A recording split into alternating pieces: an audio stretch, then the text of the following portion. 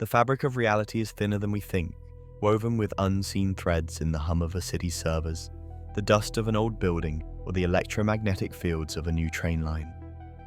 For those who stumble through these tiers in time, there are no flashing lights or flying cars. There is only an impossible choice, a conversation with someone who shouldn't exist, or a glimpse of a future they were never meant to see. And once seen, it cannot be unseen, leaving an ordinary person to grapple with an extraordinary truth that changes everything. I know what you're going to say. The funding. There has to be something we can do. What about the anomaly readings we've been getting near the old physics building? 5 years of work down the drain. If you could document something concrete, something verifiable before the deadline. The anomaly readings first appeared 3 months ago. Strange quantum fluctuations centered around the old physics building. The fluctuations were irregular but measurable, appearing as temporary distortions in the space-time continuum. I grabbed my tablet and hurried toward the old building. Working late again, Dr. Patel? Just checking some readings. The old physics building smelled of dust and aging paper. I made my way to the basement where the anomaly readings were strongest. My tablet showed the quantum fluctuations intensifying, forming what appeared to be a localized temporal distortion. As I watched, the air in front of me shimmered. The distortion expanded, creating a visible ripple in space. I stepped back, my heart racing. I had read about theoretical wormholes, but never imagined witnessing one. Then something emerged from the distortion. Not a spacecraft or alien creature, but a man. He stumbled forward, dressed in a business suit that seemed slightly off in style and cut. He appeared disoriented, blinking in the dim light of the basement. Where am I? This isn't Heathrow. You're at Imperial College London, in the basement of the old physics building. That's impossible. I was at the airport, about to board my flight home. I've never heard of Taured. Where is it? Between France and Spain. Where else would it be? There's nothing between France and Spain except Andorra. Andorra? What's Andorra? This was impossible. Either the man was lying or something extraordinary was happening. I need to document this. If you'll come with me to my lab, I need to contact my embassy. My flight leaves in 3 hours. Of course, on Pall Mall, next to the Spanish embassy. Let me help you. I'm a physicist. Something unusual brought you here and I need to understand it. Your biological signature is unusual. The quantum resonance doesn't match anything in our database. It means you're not from here. Not exactly. No signal. And the date is wrong. My phone says it's September 12th, 2024. That's today's date. No, it's not. Today is March 17th, 2024. I left Taured this morning for a business meeting in Tokyo. I need to show you something. In this reality, there's no country called Taured. There's Andorra instead. That's impossible. Taured has existed for 1,000 years. Something unexpected happened. I'll explain when I get home. Don't wait up. We need to figure out how to get you back. My family, my wife, my daughter, they'll be worried sick. The anomaly seems to be temporary. We need to understand its pattern. Look at this. The anomaly readings correspond to quantum fluctuations that occurred during the 1970s particle acceleration experiments in this building. What does that mean? Those experiments might have created a permanent weak point in the space-time continuum, a place where different realities occasionally intersect. So I'm in a parallel universe? Not exactly. More like a different timeline, one where history took a slightly different path. We need to recreate the conditions that brought you here, but we need to be careful. The process could be dangerous. I have to get back. My daughter's birthday is next week. Something extraordinary happened last night. Something that could change everything we know about quantum physics. There's more. His quantum resonance is different from ours. Not just slightly different, fundamentally different. What happens now? We help you get home, but we need to document this properly first. Another all-nighter? Something like that. Big breakthrough. Terrified, mostly, but in a good way. The next window is tomorrow night, but we can't guarantee it will take you back to your exact timeline. I understand the risk. What if you end up somewhere else? Another timeline, another reality. I have to try. My family is waiting. That evening, as Maya worked late in the lab, Sam appeared at the door. You missed dinner again. Brought you something. Thanks. I lost track of time. Big breakthrough? You could say that. We've detected something unusual. Something that could change our understanding of reality. Like parallel universes? Something like that. We had a visitor, someone who doesn't seem to be from around here. Human, just from a different version of Earth. Deadly serious. And we're trying to help him get home. Can I meet him? Maybe after we've figured out how to send him back. Are you ready? I want to hold on to them. Even if he returned to his time. Lena shook her head. He cancelled again. 3rd time this week. The documents I found don't lie. There's something happening with the redevelopment of the old airport site. Someone is cutting corners, taking bribes. What is it?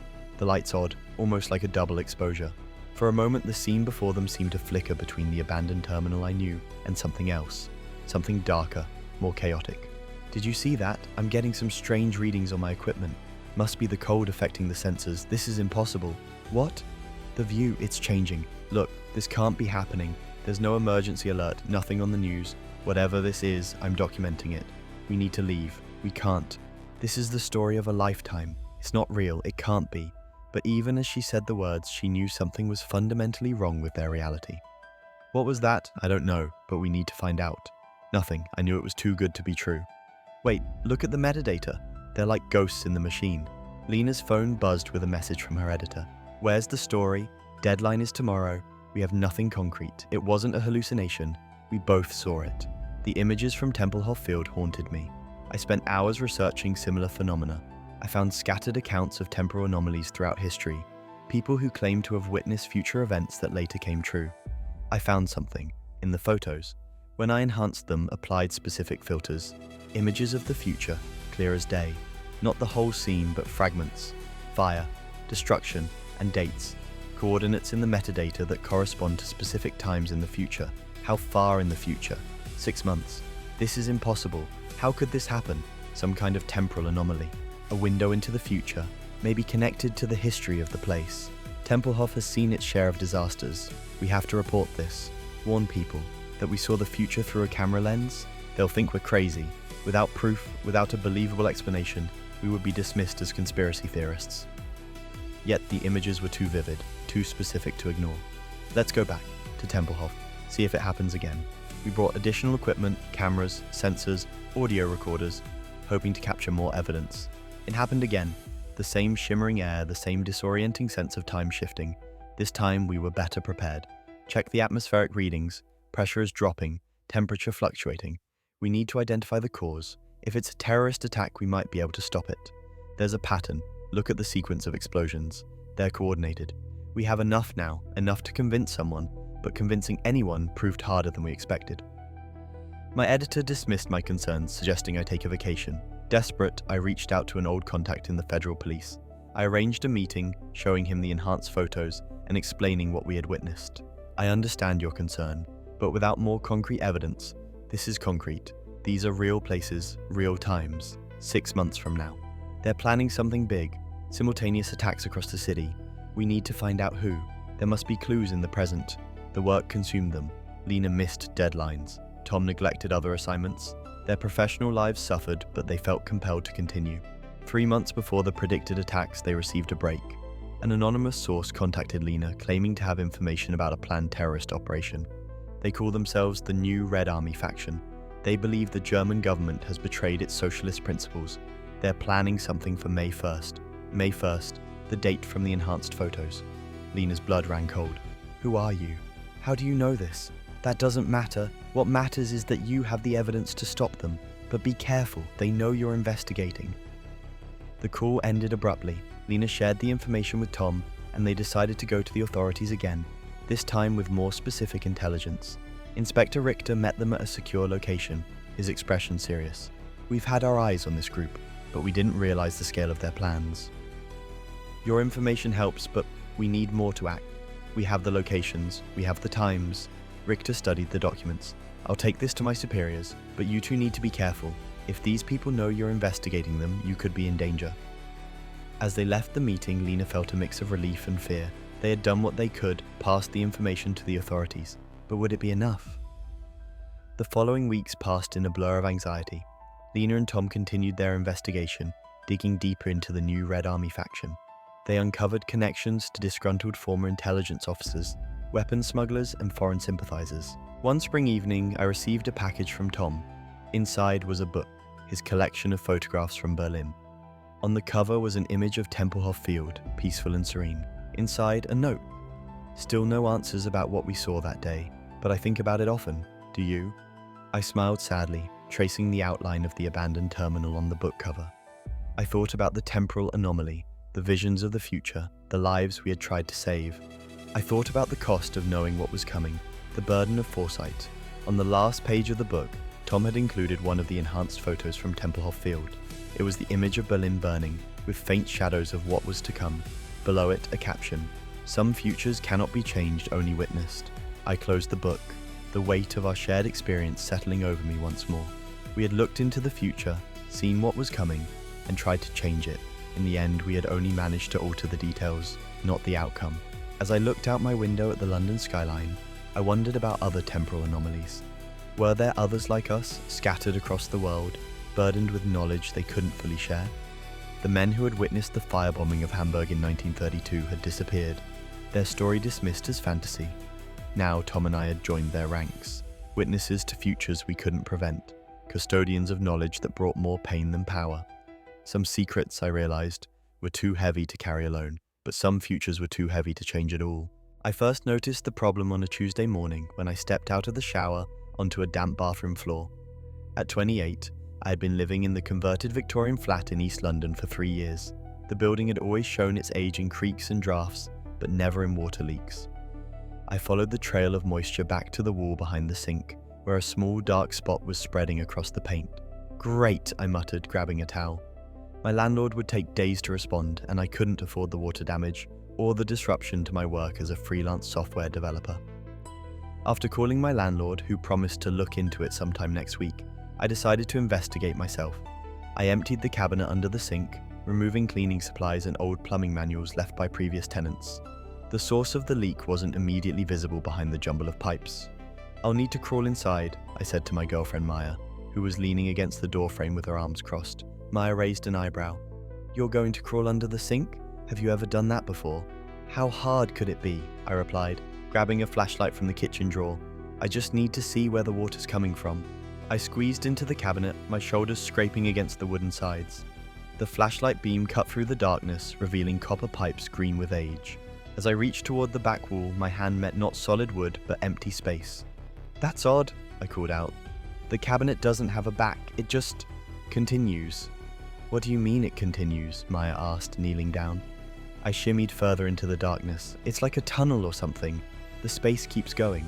Maya's voice grew concerned. "Alex, maybe you should come out. This is weird." But curiosity drove me forward. The tunnel seemed to extend endlessly, the walls smooth and slightly warm to the touch. After what felt like several minutes of crawling, I saw a faint light ahead. "There's a light up ahead," I called back, though I wasn't sure if Maya could still hear me. As I approached the light, the tunnel widened. I emerged into what appeared to be a kitchen similar to my own, yet different. The appliances were sleeker, the window showed a cityscape subtly altered, and the calendar on the wall read October 2042. "Hello, Alex," a voice said from behind me. I turned to see an older man sitting at a small table. The man had my face, my eyes, my features, but with grey hair at the temples and wrinkles around the eyes. He was taller than me by a couple of inches and wore simple clothes that seemed to shimmer slightly.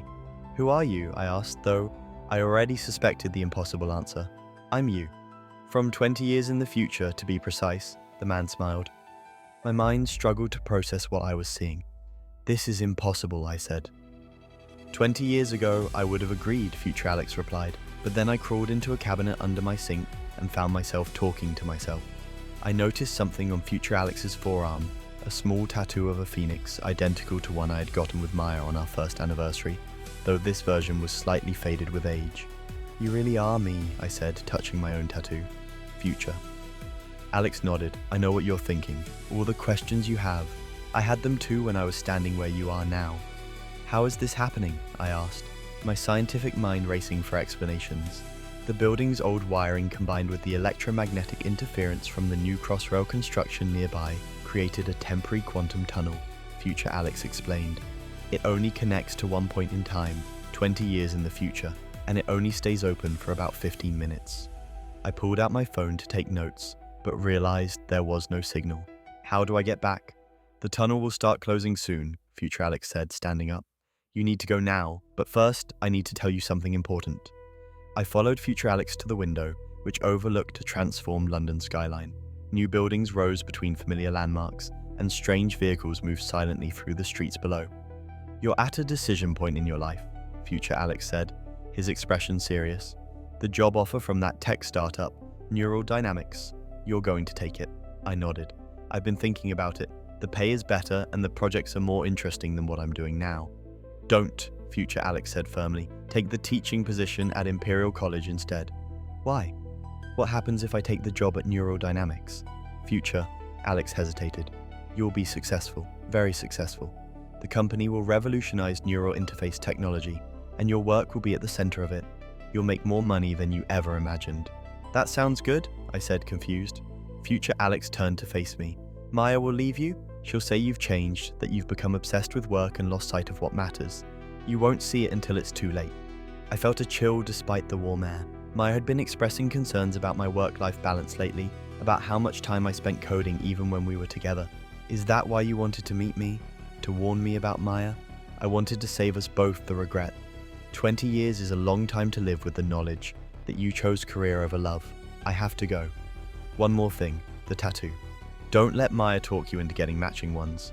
Get something unique to yourself. What happened? You look like you've seen a ghost. I couldn't imagine my life without her. I felt betrayed, as if my future self had withheld crucial information. I threw myself into my work, developing a new approach to quantum computing. I knew what was coming. Don't say it, I pleaded. I'm sorry, I said. I'm not coming back to London. What about us? I asked. I love you, I said softly. But love isn't always enough. I had changed my entire future to be with Maya, and I had lost her anyway. You lied to me. I sent in a message to future Alex. I didn't reply. I deleted future Alex's contact information and blocked the email address. I accepted the position, throwing myself into work with an intensity that reminded me of future Alex's description of his own career-focused life. I realized something that hadn't occurred to me before.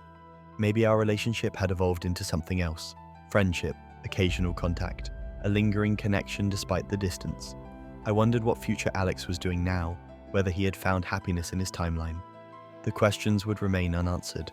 I had made my choices, and I would live with the consequences. I had followed my future self's advice, but life had found a way to bring me to a similar place of loss and regret anyway.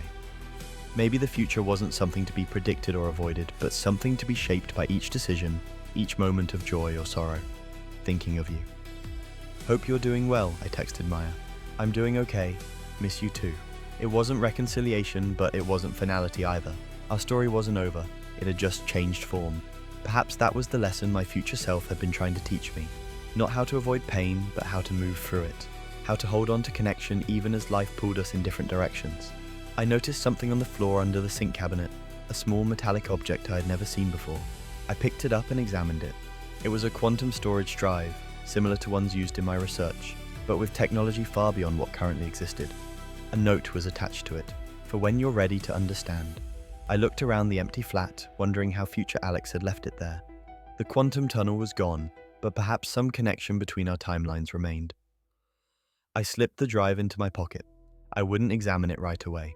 First, I needed to live my own life, make my own choices, face my own challenges without guidance from a future that might or might not come to pass. But someday, when I was ready, I would open that drive and see what other lessons my future self had left for me.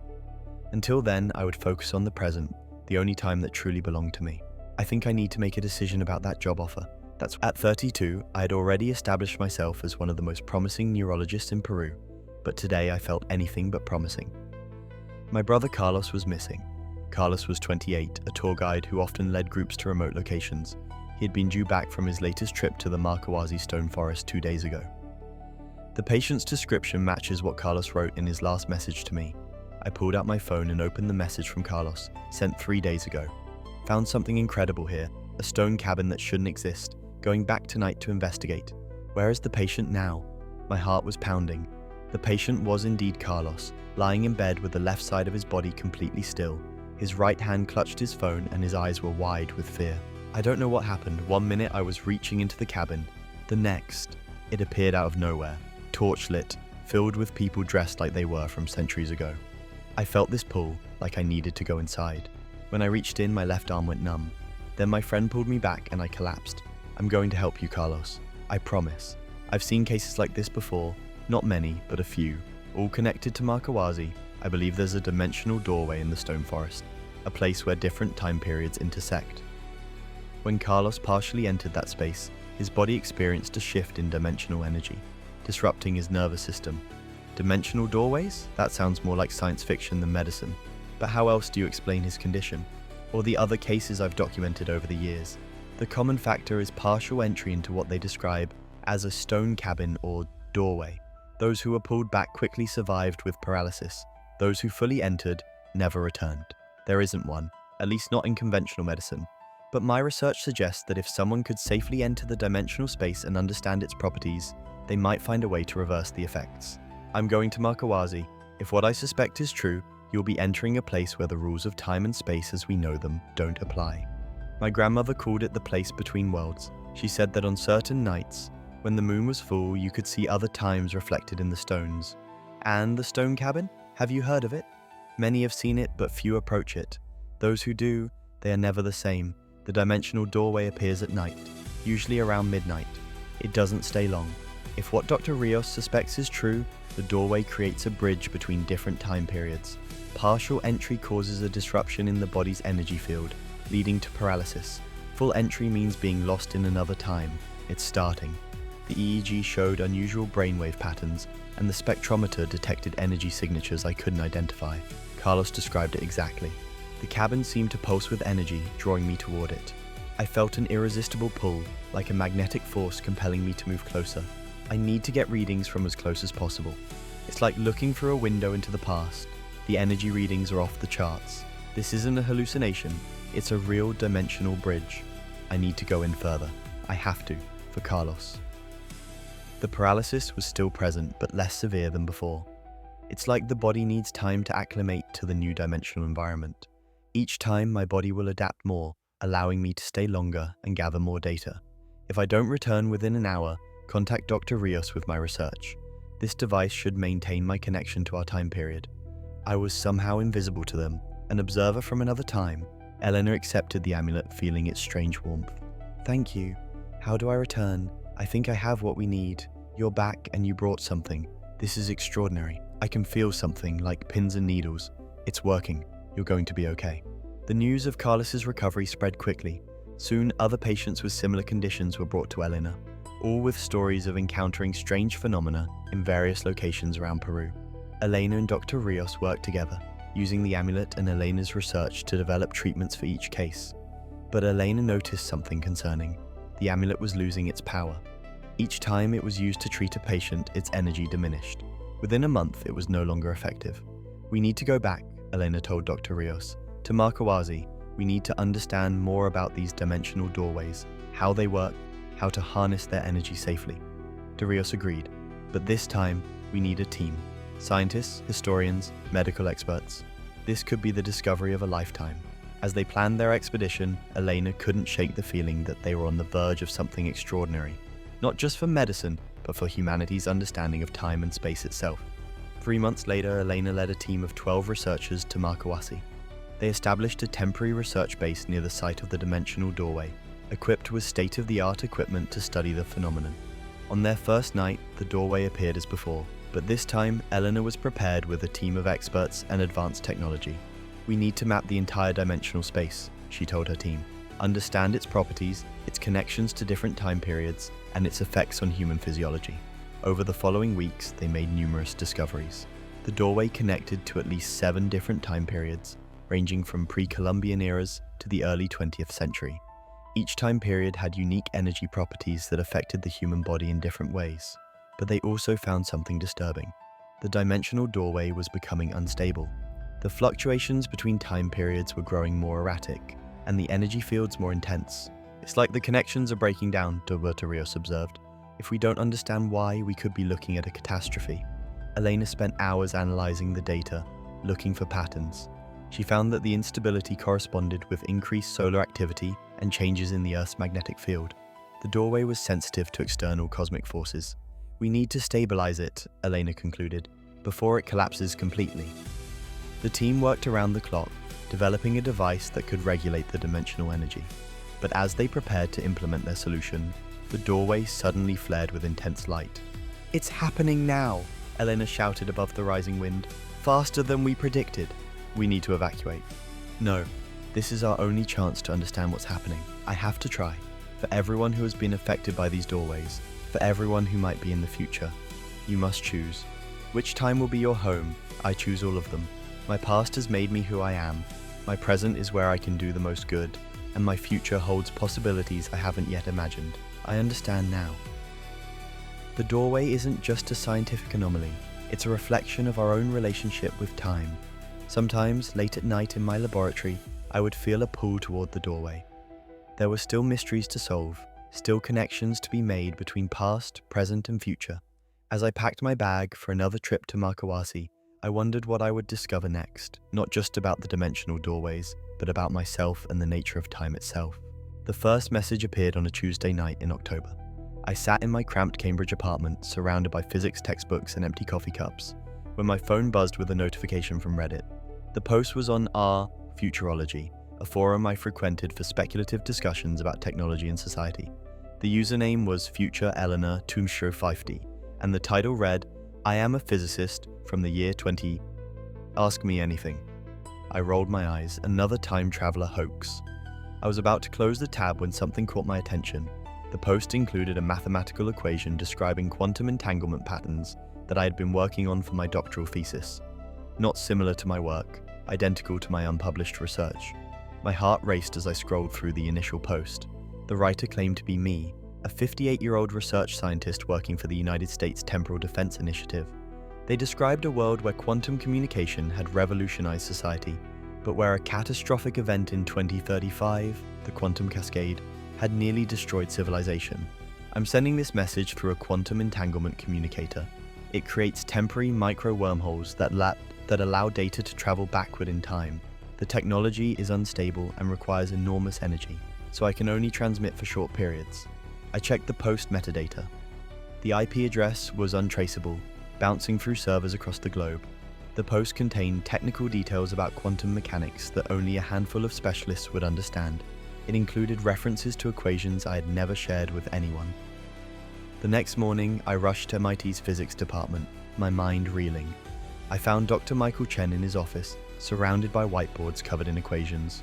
"You won't believe this," I said, showing him the Reddit post on my tablet. Dr. Chen adjusted his glasses and read carefully. "Impressive attention to detail," he said. "Whoever wrote this knows their quantum physics. But it's my research," I insisted. "Equations I've never published, ideas I've only discussed with you." Dr. Chen leaned back in his chair. "Elena, people have been claiming to be from the future for centuries. We haven't even finished writing that paper yet." Dr. Chen frowned. "Let's not jump to conclusions. Keep monitoring the posts, but maintain scientific skepticism." Over the following weeks, Future Elena 2050 became an internet sensation. The posts appeared randomly, always with the same untraceable IP signature. They contained detailed descriptions of future technology, social changes, and scientific breakthroughs. Some predictions were mundane: sports championships, stock market fluctuations. Others were extraordinary: fusion power becoming common, AI assistants achieving consciousness, humans establishing bases on Mars. But the most disturbing post described the quantum cascade of 2035. It started with what we called the entanglement cascade. A quantum computing experiment at CERN went wrong, creating a chain reaction that destabilized quantum fields across the planet. But they accelerated until reality itself began to unravel. Eleanor documented everything, cross-referencing the technical details with her own research. The physics was sound, eerily so. Future Eleanor described principles Eleanor had only begun to theorize about. "I think it's a hoax," she told a reporter from the Boston Globe. A very elaborate hoax, but a hoax nonetheless. Privately, she wasn't so sure. Some of the predictions were starting to come true: a minor political scandal in Europe, a breakthrough in battery technology, the discovery of an exoplanet with conditions suitable for life. "This changes everything," she told Dr. Chen, her hands trembling as she showed him her work. "So you believe it?" Elena asked. "I believe we're dealing with someone who possesses knowledge that shouldn't exist yet," Dr. Chen said carefully. "Whether that knowledge comes from the future or from some other source, I can't say. We need to warn him," Eleanor told Dr. Chen. "And say what?" Dr. Chen asked. "The cascade is inevitable in our timeline, but knowing about it creates a new possibility, a quantum decision point where different outcomes become possible. The knowledge itself changes the future. What if it's real? What if I have the power to prevent a catastrophe? This is your proof. After this, you'll have to decide what to do with the knowledge. We can prove that the messages came from outside our timeline. We could be creating an even worse disaster by interfering, or we could be saving millions of lives. If I'm right, none of that will matter. If I'm wrong, I deserve to lose it all." The night before my flight, I sat in my apartment surrounded by printouts of my future posts. I read through them one last time, searching for guidance. In the final post, I found a passage I had overlooked before. The future isn't fixed, it's a quantum probability field, collapsing into reality with each decision. The cascade happened in my timeline, but knowing about it creates a new timeline with different possibilities. Whatever I choose, I know that I'm not just changing the future, I'm creating it. I closed my laptop and looked out the window at the Boston skyline. The lights of the city blinked in the darkness, each one representing countless lives and decisions. I thought about the responsibility of knowledge, about the weight of choice. I pondered the thin line between saving the future and destroying it. The next morning, I boarded my flight to Geneva with a new determination. I would meet with Dr. Finch, not with warnings about a specific disaster, but with questions about responsibility and ethics in scientific research. I would share the mathematical insights from my future self without mentioning their source. I would offer them as theoretical contributions to his work. As the plane ascended through the clouds, I thought about my future self.